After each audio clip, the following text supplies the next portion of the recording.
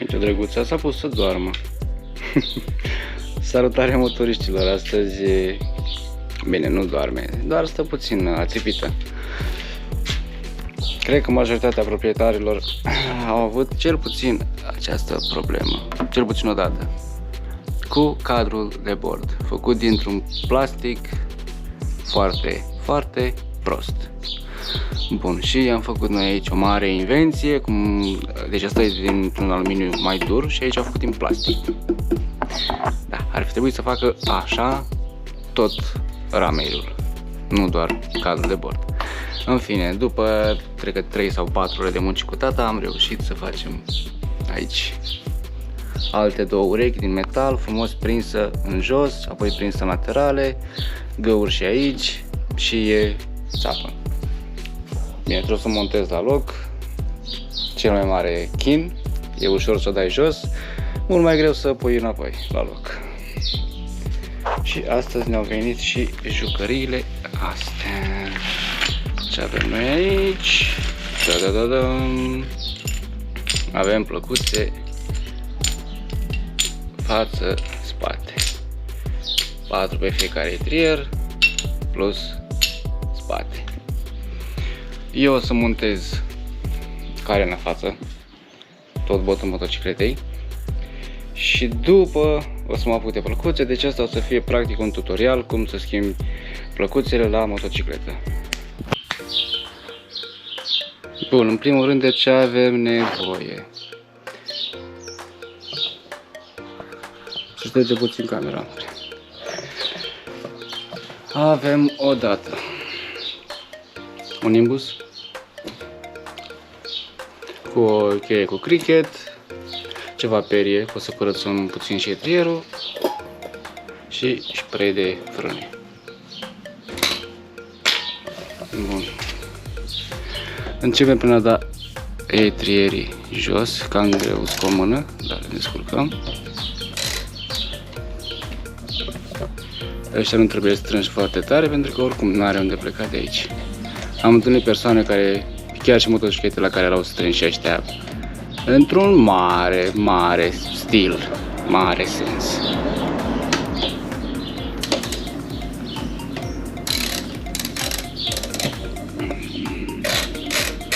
Și cea mai proastă parte e că atunci când strângi foarte tare, capul ăsta hexagonal o să se ducă la un moment dat. Pentru că tu te chinui să tragi de el și o să se șteargă hexagonul. Și atunci nu o să mai dai afară. Aici nu prea am loc să bag mâna de conducta de frână. Hai că reușesc.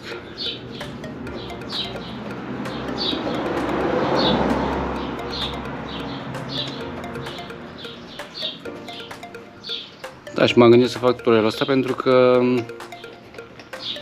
se ia cam 100 de lei de etrier la service să ți se schimbe plăcuțele. Da, din nou că am greuț cu o mână. Dar reușim. Mereu când îl dai afară, trebuie să-l tragi în sus și în jos. Uite așa. Și a ieșit. Ia uite. Bă, nu sunt rele nici astea, dar dacă tot am prins o ofertă bună la... nici unde le-am pus. Erau pe aici până. Da, bravo. Adică sunt efectiv noi. Și dacă avem noi, de ce să nu le punem? Uite, cam așa arată. Bun, iar aici avem niște siguranțe pe care efectiv ne stau plăcuțele. Adică asta și cu asta. Și aici avem două șuruburi. Să dăm șuruburile astea două afară și automat o să cadă siguranțele și odată cu ele și plăcuțele. O să găsesc cheia care este aici.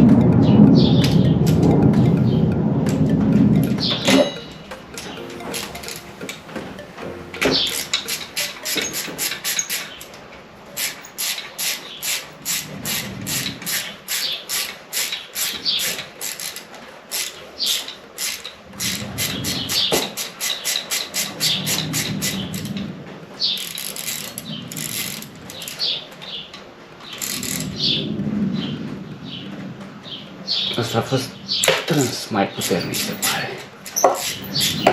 Și nu de mine, că eu n-am umblat aici de când am cumpărat-o.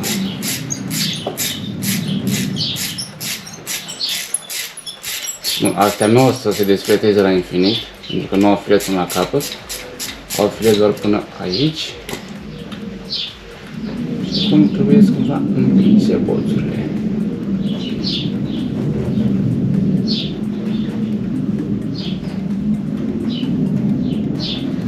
Și să bag ceva micuț pe gaură aici ca să pot să le împing. Sau iese așa. Le-am găsit exact ce trebuie. Ai băgat frumos pe gaură, îl împingi și bolțul iese.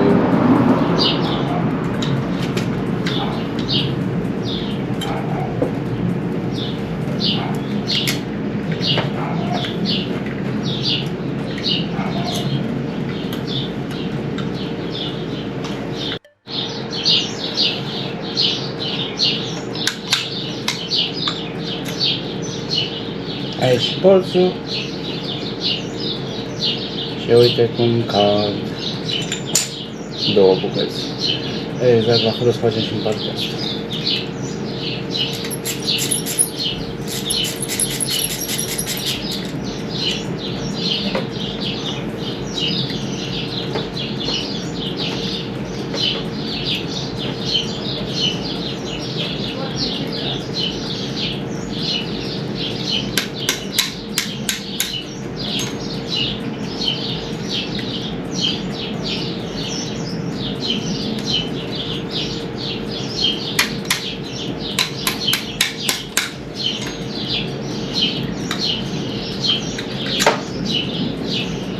Mamă, dar n-au mai fost mișcate astea de aici de secole.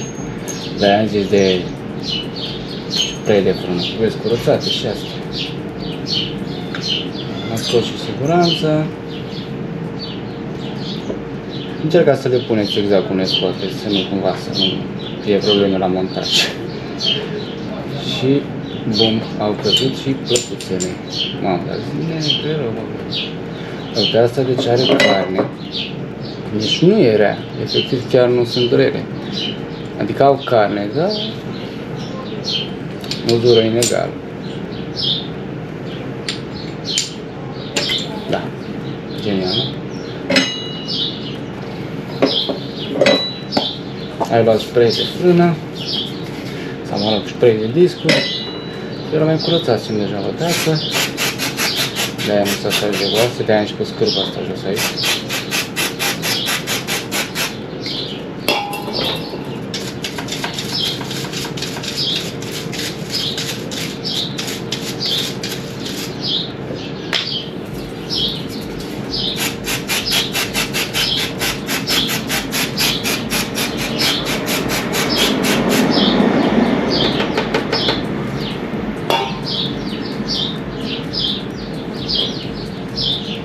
Foarte important să nu apăsați frână în momentul de față, pentru că o să împingeți pistonașele și automat abia o să vă chinuiți să băgați plăcuțele și o să vă chinuiți mai ales să băgați înapoi pe disc.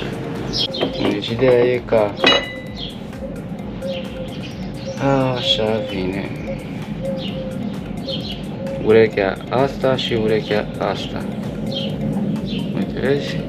Și ăsta trebuie să treacă cumva, bine invers, să nu facem bine. Trebuie să treacă prin ăsta, prima dată pe aici, după pe aici și în continuare să te prinzi cu cealaltă plăcuță. Uite și acum să facem treaba asta pe etrier, nu? Ceapă distracție. Nu, deci e o chinuială de...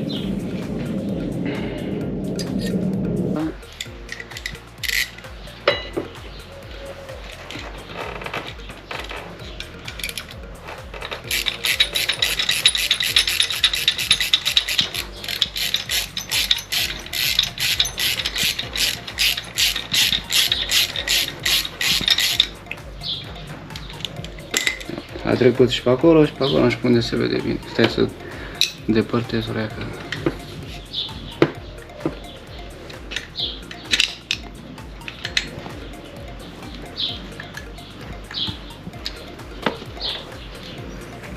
Bun, asta e bine. Cum aceeași sărăcie, să vedem poate reuși să primare.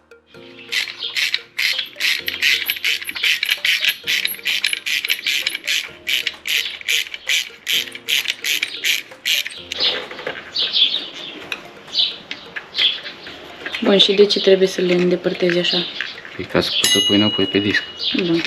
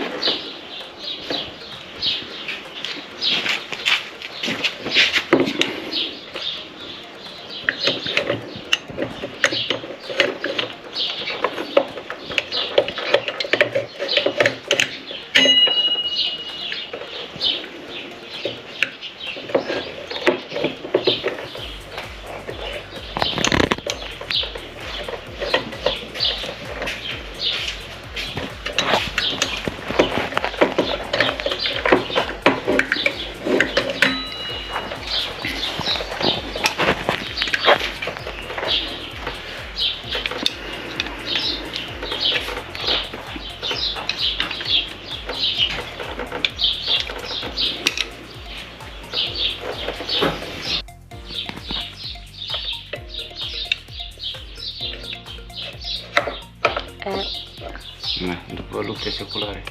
A treia încercare. Așa trebuie. Ce frumos.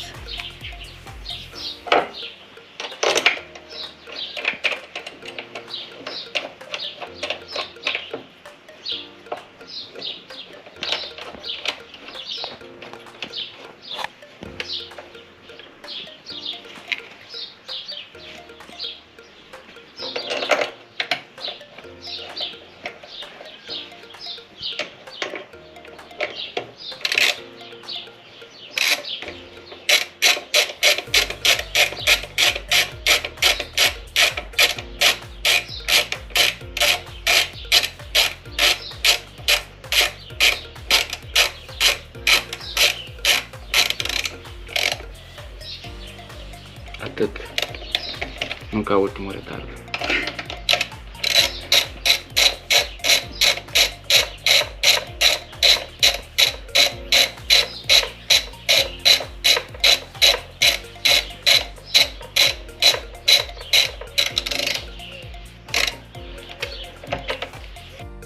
Și cam așa se montează plăcuțele față, cu mult chin și foarte multă răbdare. Dacă nu te duci la service și dai cam 1.000.000 de trier.